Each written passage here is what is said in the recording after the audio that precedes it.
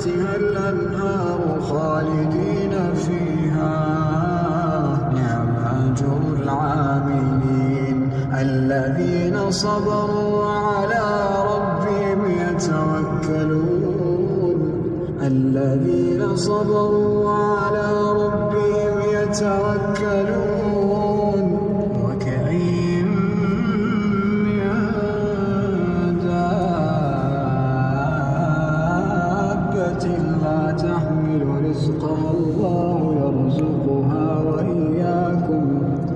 وهو السميع العليم ولئن